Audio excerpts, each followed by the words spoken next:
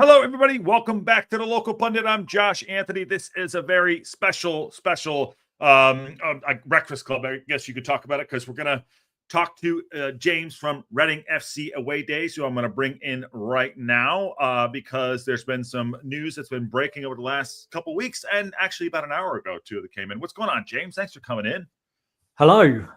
Yeah, didn't expect to be back this quick, especially after the after the game last time. But yeah, I'm happy to be on again. Yeah, happy to have you on. And by the way, thank you again for sending over Bedhead Smitty, because he looks to be a talented player. And you're right, he is totally left-footed. You know what? It's a good exchange. I'll take the 3 points we had, and I'll give you Sam Smith. I love it. Good to see you, man. Thanks for coming in again. Reading FC Away Days. I know you have a pretty good channel over there following Reading. We've been talking about on the channel a little bit on our channel, the Local Pundit, about what the impact, what's going on, and obviously the news that came out today that you can dig into. But wanted to get your thoughts on it, and everyone's saying, "Welcome, James." Want to get your thoughts and having basically your say. So the floor is yours, by the way. So obviously Reading got the extension for their takeover. There was a deadline that was set a couple of back last week to say that Reading needed to basically Dai Young needed to diverse his shares in the club, or otherwise Reading are at risk of being suspended from the league. No, I don't think that's actually going to be what happens, if I'm being completely honest. I think if that happens, it's a massive embarrassment, not for Reading, but for the EFL themselves. When you take a look at what the EFL stands for, it's the English Football League, right?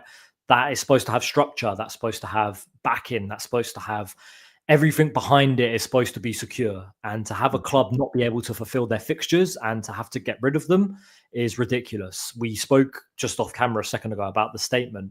I just want to touch base on the statement, just the last two paragraphs that are in the statement itself.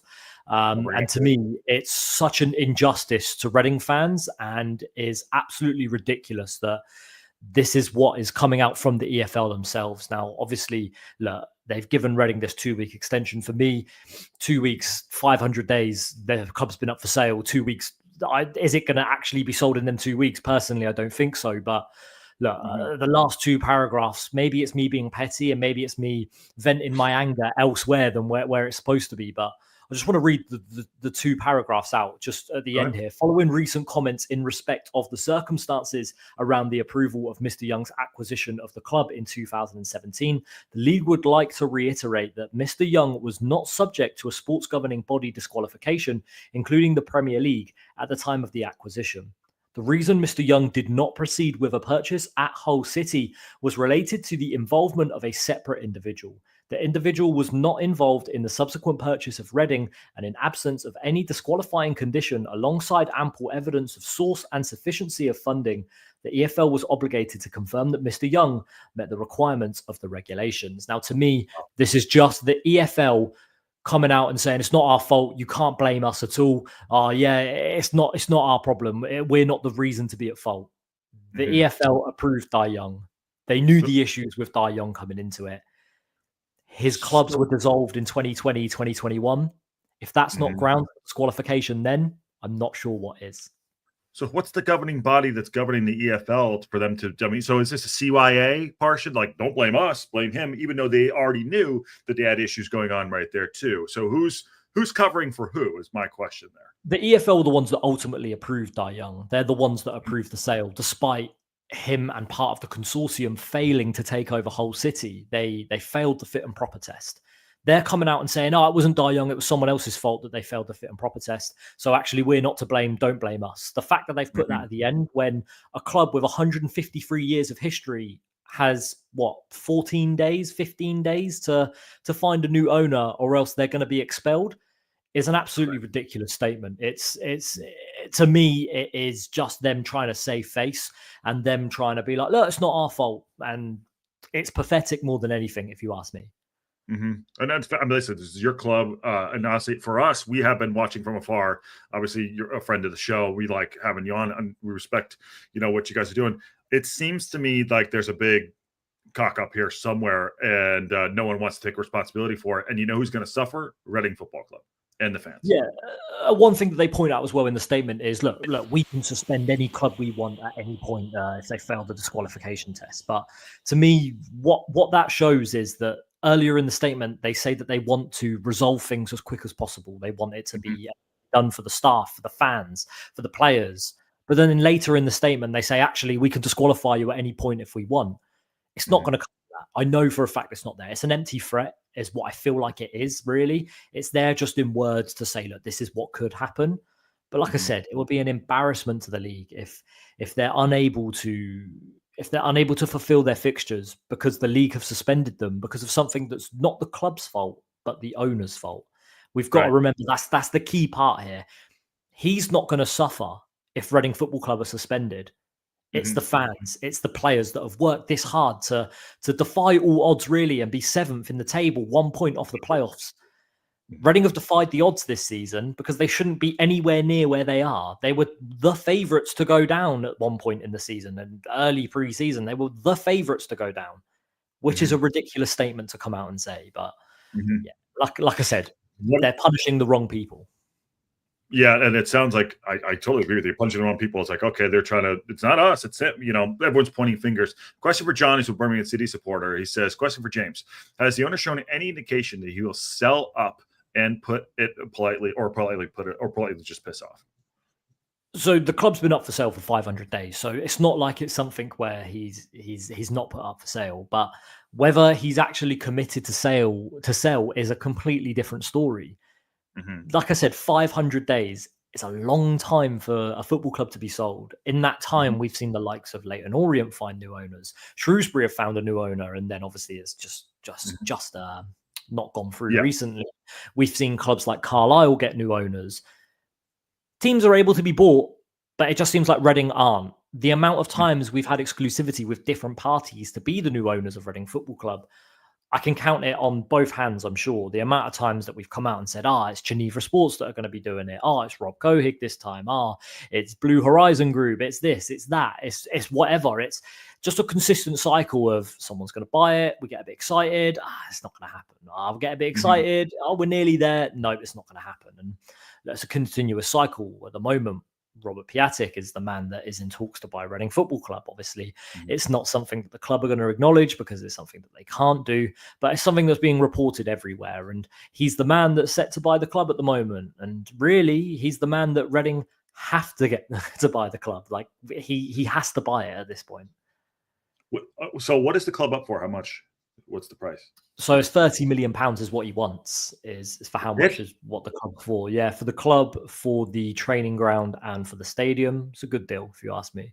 For a state-of-the-art training ground, it is a fantastic facility. It is the best outside of the Premier League. It is the best academy outside of the Premier League. For 30 million. You're just outside of London. Just south of London. How on the train? What, half hour, 30 minutes, something like that? 25 minutes, half hour. If you get the right train to London, which it's not far, right? Yeah. Wow. It's incredible for a couple things. One, you guys have to go through this as a fan base. Two, how, like you just mentioned, how great they're doing so far. You know what I mean? Selling your best player, all this crap going on. 30 million. I know, and that sounds sheepish, whatever. 30 million isn't a lot of money for a club that is like established, has a name, has a great, what is it, $20,000 seat stadium? Is that right? Well, yeah. When we can fill it. Yeah, 24,500. Like, yeah. Yeah, I mean, it's pretty interesting too. Kelly Davidson says, but if he isn't fit and proper, clearly the test is insufficient if he passed it in the EFL test. So their whole thing is they like to say, well, it's 10 years since the EFL had it. We are a brand new EFL now. The fit and proper test, everything's all different now. So yeah, I think they've realized they cocked up big time. And obviously there must be measures in place now to make sure that these owners aren't as bad. But when you take a look at what's going on, not just at Reading, but it happens in masses across the EFL. Another massive one that's being named at the moment in the press is Sheffield Wednesday. And it's something that the fans have known for ages, right? Is that, I think his name's Cesare. Off the top of my head, I can't remember his name. I know it begins with a C and ends with an I. But he has been a disgrace of an owner, and the fans want him out, and it's so understandable. And it's another one of these ones where, again, someone's passed the EFL fit and proper test, and absolutely running a historic football club into the ground. It's incredible. A couple here too. Reading ground was really nice, is Nick Donnellan. And Scott says, hasn't the owner pretty much lost his Chinese business and been disqualified in his own country from something the other league doesn't listen to the fans despite collectively having more know-how? I'm not sure what is he referring to. So the reports coming out from China is that he owes a lot of money to the Chinese government. I've seen people say it's like billions of dollars that he owes. So like, if I'm honest, I'm not 100% sure on that aspect of things. I just know the aspect of Reading Football Club and what's going on there. But I've seen people say that he owns billions worth of dollars and like he's in massive amounts of debt. He's been arrested. He's on house arrest. There's been so many different things where he can't even leave the country, things like that. So there's been loads of different things that are coming out about it. What I know, honestly, no idea. Like, I have no idea. But the fact that Reading are even in this position in the first place is it's just a disgrace. It shouldn't go down this way, especially how great you guys have done. North Wales guy Greg says there was a rumor. I don't know if this is true. He might be taking the piss. There's a rumor he was selling the training ground to Wycombe. Yeah, so that was last year when that happened. Rob Cohig, who tried to purchase Reading Football Club, tried to purchase the training ground. Reading fans didn't stand for it. There was protests outside of Wycombe's ground, and eventually it was decided like. There was loads of outrage on social media. It wasn't happen. It didn't happen. They pulled out of the bid at the last minute. He's gone on interviews and said that it was presented to him and that he was asked to buy the club. And you know what it is, the whole PR stunt of, oh, it's not my fault. Oh, don't blame me. Especially now with the whole him trying to buy the club. And now he's counter-suing the club for lost profits of £12 million, which again, I think I said this on the show before, absolutely ridiculous. I don't know where them £12 million were coming from. Was he planning to sell every single player in the squad the instant he got it? Was he planning to sell the training ground and the stadium? Like, I don't know what he was trying to do, but the fact that he's trying to get 12 million quid off Reading, I've called him an ambulance chaser in my videos multiple times. He's done it in the past with Derby County. He's doing it now with Reading Football Club. I think it goes to show the type of man that Mr. Cohig is. John Merrill says the sad truth is the EFL have little to no real power in regards to making the owner sell. Okay, they can threaten all they like, but if he wants to be a-hole, he doesn't have to sell if he doesn't want to. That sounds which is true. Right. Which is true. Which is why they've now gone down this route of disqualification. But for me, it should have been something that should have been at the forefront a lot earlier, especially with two clubs going bust under his leadership before. So. To me, look, a lot of people have been praising the EFL for doing this disqualification, which kind of forces him to sell the club. But for me, the EFL is still partly to blame. They're still the bad guys in this situation. So let's talk about if it goes down and you guys, I don't want this to happen, obviously, right? And you guys do get disqualified.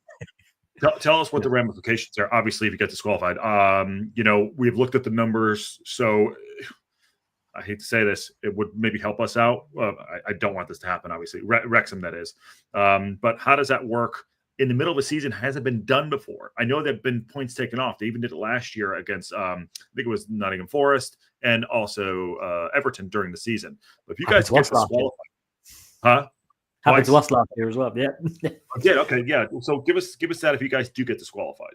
So obviously disqualification is completely different to points deductions and stuff like that. So if this were to happen to us, we would just be gone from the league. So Reading wouldn't be able to fulfill their fixtures. The EFL in their statement have come out and said, and I'll read this part as well, the league has the power to suspend a club if a director fails to comply with the requirements of their disqualification. The terms of any suspension would be at the discretion of the board. And while suspended clubs are not permitted to fulfill league matches, they would continue to be a member of the league at that point. So that's a real important part to note there, is that they wouldn't be permitted to fulfill their fixtures, but they will be still part of the league. So to me, if I had to take an educated guess, it would be Reading would still be in the league. But for the final two matches of the season, 3 points would just be awarded to the two teams that they were set to play. So Bristol Rovers and Barnsley would get the 3 points. Everything else that's historical would stay as it is. So the points that we had taken off for you, or for example, like all those don't go nil. Is that correct? No. So everything that's happened historically would still stay the same. So obviously your win over us, the racecourse ground would stay. Our win at the SCL would still stay. It would still be on everyone's records. Every point that Reading have collected so far for the season would stay. Every point a team has got against Reading would still stay. It would just be for future matches, which at that point, there would only be 2 games left in the season. Okay. So that was, I think, one of the misunderstandings we were going back and forth with. I think I wasn't on the show about like your all your points would be deducted and gone for this week. So everything would just be the same as is. You know, you guys would just not be awarded the teams you're playing against, Bristol Rovers, and who is it at the end there, would get their Barnes. Yeah, so we get their 3 points. Okay, interesting that too. That's an educated guess anyway. Patty says, could the EFL be showing their hand as to what they will do with Reading for a period of time? Maybe suspend the club for the start of the next season until the sale is finalized. To me, look, if the sale's not finalised, Reading won't be in the EFL next year. They would have to reapply to go into the National League or something like that. There wouldn't be a Reading Football Club in the EFL next year. So the fact that Reading could finish in the playoffs and be suspended a day later is just crazy, right? Yeah. I mean, look, if you end up dropping down to third and you get us in sixth, it's great news for you, right? Because you're going to Wembley straight away. Oh. But for me, it's ridiculous. Like, I do think that won't be what happens. I do think that eventually it will just be resolved. And I don't know if that's my heart talking or whether that's just like my head. I think it's more my heart saying it. But yeah, I think if the sale doesn't go through, it'll be next season where Reading won't be a part of the league. And from there, what happens? I guess you would go into administration, then a Phoenix club would rise in a couple of years. But again, that's all future talk. And really, I don't want to be sitting here thinking about having to play Bracknell Town and teams like that. Yeah. So by the 22nd, club has to be sold, essentially, is what is it. So someone has to come in 30 M's, or has to be done, or has to be actually, like, what paper has to be signed. How's that going to work? I mean, so his shares. Sorry. His shares need to be gone away. So he essentially has to have no ownership of the club anymore. That's what it means. So essentially, it's just a 75% sale of is what needs to happen. He owns 75% of the club.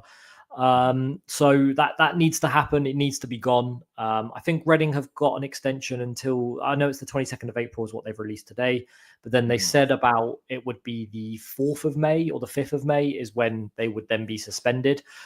So potentially you might have the 22nd of April, then we wouldn't be allowed to fulfill our matches, and then we'd be kicked out from the last day, if that makes sense, which the season would be over by then. So, or you could be in the playoffs. Yeah, we could be in the playoffs, which I think the EFL hate us anyway, and it would cause even more hassle for them, which would be perfect. Well, I would love to see it happen. A, B, you have Wycombe this weekend, correct? Yeah. Is that a home or away match? It's home. So there's a big thing of Fill the SEL going on with Reading fans at the moment. So we're trying to get as many fans into the Select Carl Easton Stadium as possible. So we've been all over social media. So hopefully it'll be a big attendance and we can do you guys a favour and pick up 3 points and help us out as well by climbing into them playoff positions again. It's a big game at home. It's a massive game. It's local as well. Obviously, you've got the little history with Rob Cohig and stuff like that. So I'm sure there'll be a few chants about Rob Cohig going on from the Wycombe fans. I'm sure Reading fans won't be happy in response. Aaron says, hate the situation for you guys, James, but glad to see you back on the channel again. He's a good dude. Love having him in. What is the morale around the club? Obviously not great, but on the pitch, I think you guys lost this weekend. Did you you won this weekend, did you? No, I think we won at the weekend, but lost on Tuesday. Look, Blackpool is Reading's bogey team. Reading never get a win at Blackpool. I think the last time we picked up a win at Blackpool was in 2001 when Phil Parkinson scored. It's been a long time since we got anything up there, and it was expected. To me, if we had gone there and won, I would have just believed we would have been up already. The football gods would have been on Reading's side, and I feel like we would have automatically been promoted just from that win in my head.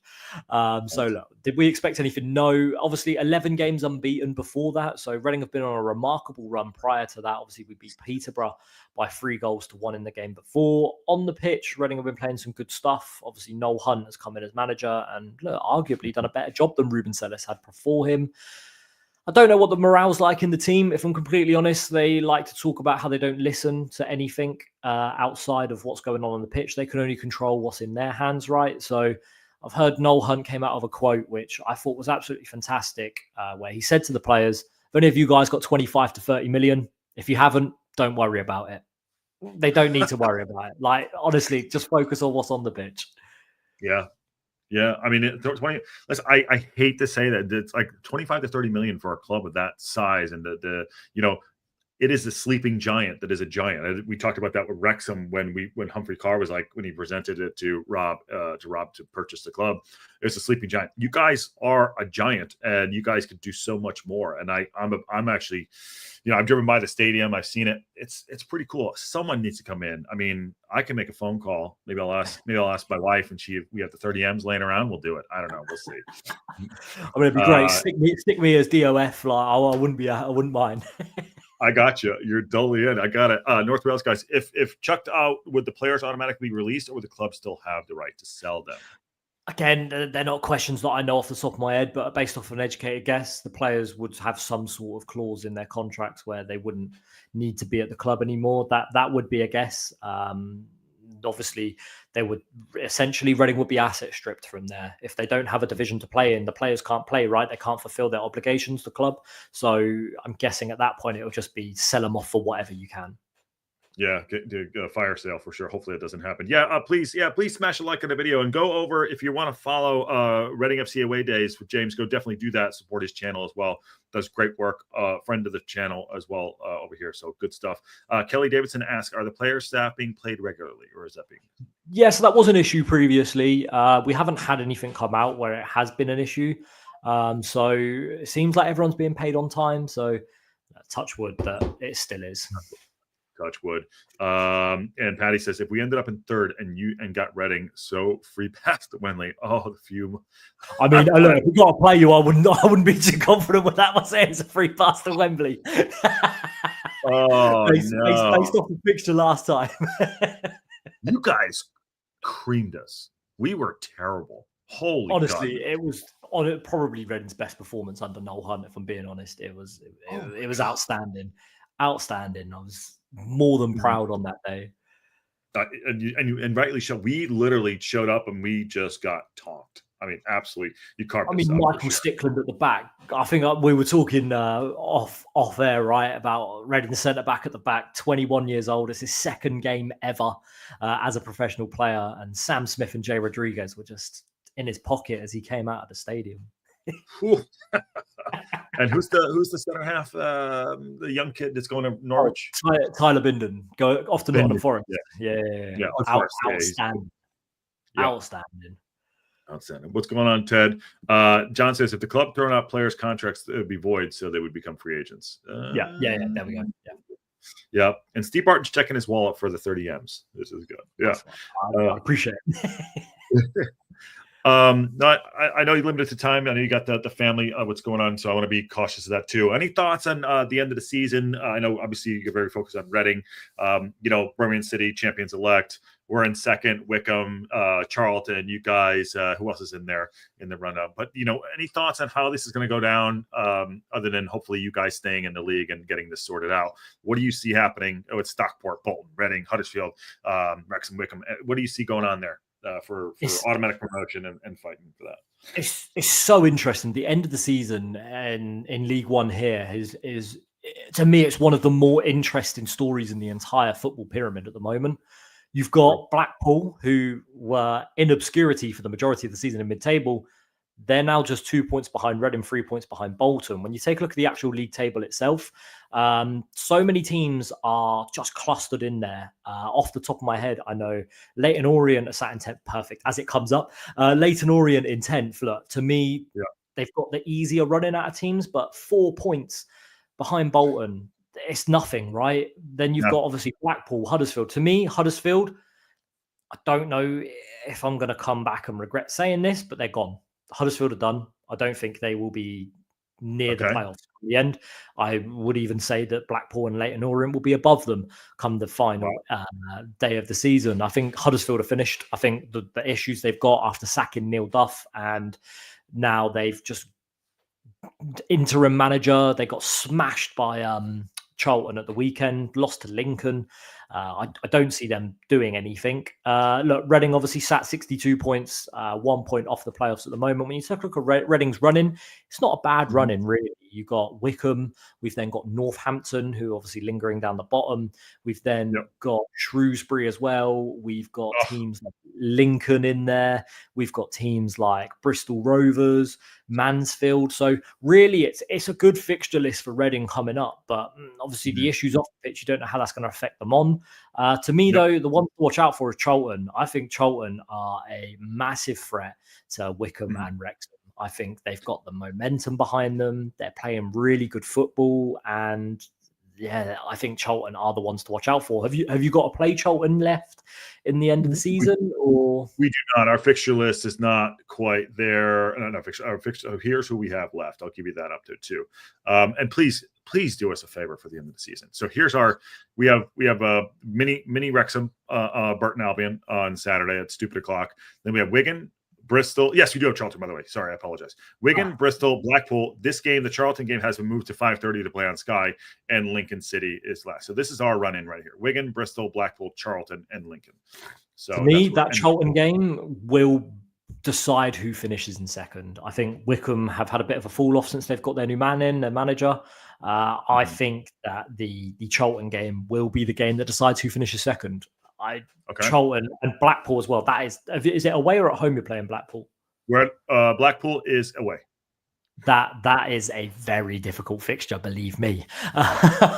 Yeah, they've been outstanding at home this season. I might be wrong, but maybe 14 games unbeaten at home, or one loss in their last 14 at home. So they've been outstanding at home, and Steve Bruce has done a great job there since coming in. Yeah, for me, I think Charlton and Blackpool back to back. That's going to be some really tough games, and I would look to keep my fingers crossed for them. But like I said, Charlton, Wrexham, they're my two that I think will be the battling out for for second place. So you guys will beat Wycombe for us on the weekend, correct? I hope so. I really do hope so. Again, you don't know what's going on off the pitch. Like what players are going to be like. Are they going to be motivated? Are they going to be what? So I'm hoping the players will have the motivation to go out on that pitch and be outstanding. But again, I'll even take a draw. As long as we win, take a draw, get you guys up into that. I mean, I'm rooting for you guys to get into the playoffs, and obviously to not have it go into anything. Any. I hope you get a sale. Obviously, what I'm trying to say too. John Merrill says, "Beat Wycombe for us too, please." Means promotion party at Peterborough. Ooh. Yeah, no, obviously, I want nothing more than to beat Wycombe Wanderers. We got a draw there earlier on in the season. That was Noel Hunt's first game in charge. So yeah. So it can be done. Though can be done. Yeah, definitely can be done. Well, it's very, very interesting, and we will definitely keep an eye on it too. And what's going on with you in Reading? It's sad what's happening because how great you guys have done. Another thing before we get out of here, did we get a final price on what we paid you for Smitty? I'm still going to stick with that £2 million. That's just off the top of my head. I'm guessing it's £2 million for add-ons. I'm guessing it's add-ons, like maybe a mil with a mil add-ons. I have no idea, if I'm honest. Absolutely no clue. Okay. Nothing's all right, fair enough. Yeah. And another person who you probably know too, it's kind of divided our opinion in our fan base is Jay Rodriguez. Have you seen him play enough? He's scored 2 goals, had a penalty, scored a goal the other day. What do you make of him? If you know anything about him, to kind of settle our fan base down, be like he's a good player, because it's totally divided. This is Palmer.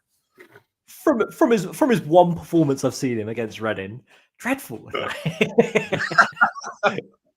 He didn't do very good against Reading. That's all I can base it off of, if I'm honest. And for me, look, he's a proven Premier League player, right? Has been outstanding. And do you know what? Actually, he played for Burnley against Reading in the FA Cup, just like two weeks before you signed him, and ran the show for him that day. Came up against Michael Stickland, dreadful. So, no idea. And on that bombshell. Awesome, John.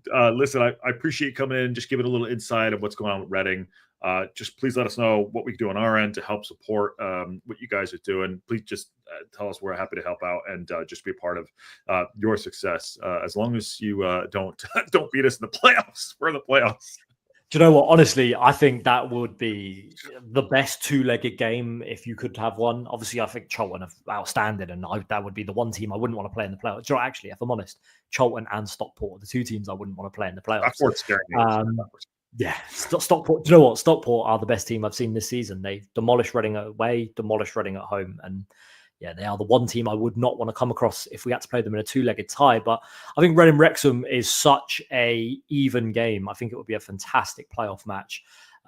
Obviously, you've got such contrasting stories as well, with obviously the financial security of Wrexham, and you've got the financial insecurity of Reading.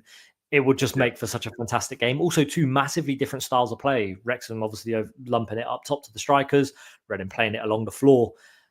It would make for a brilliant game. I think we've seen the difference. The away game when we played you guys start of the season, we looked dreadful, right? I think Wrexham were outstanding on the day. But then when you came to our place, we looked brilliant and you looked dreadful. So I think it would make for an entertaining fixture. And if I was Sky Sports, I'd want to be dapping them up and making sure that that's the game that they dap. Well, how about this? I hope it never happens, and you and I just do it on the AFC, and you guys get into the playoffs, and you go up to the playoffs. That would be amazing if you guys go to the playoffs and get promoted that way, and we go, oh my god, that'd be awesome. Do you know what? It would be the most remarkable story. That should get the Disney documentary. Do you know what I mean? That should get a Netflix documentary. Like the story of this season should get something. Yeah. Well, definitely, we wish you guys luck on the weekend and going through, man. And I appreciate you taking the time. And it's crappy what's going on with you guys, but I think you'll come through hopefully on the right side and they get it sorted out. And we're definitely keeping an eye on our end too, man. So fingers crossed, and best of luck to you guys as well for the rest of the season. Honestly, like I said, every time I come here, you guys are good guys, and I always enjoy having a chat with you guys. And we'll wish nothing but the best for your club. Thank you. You as well, James. Thanks for coming on. Everyone really appreciates it too. And go Reading FC away days. Keep an eye on it. You'll be at the game, I'm sure, on Saturday. And good luck to y'all. And on that bombshell, we'll see y'all soon.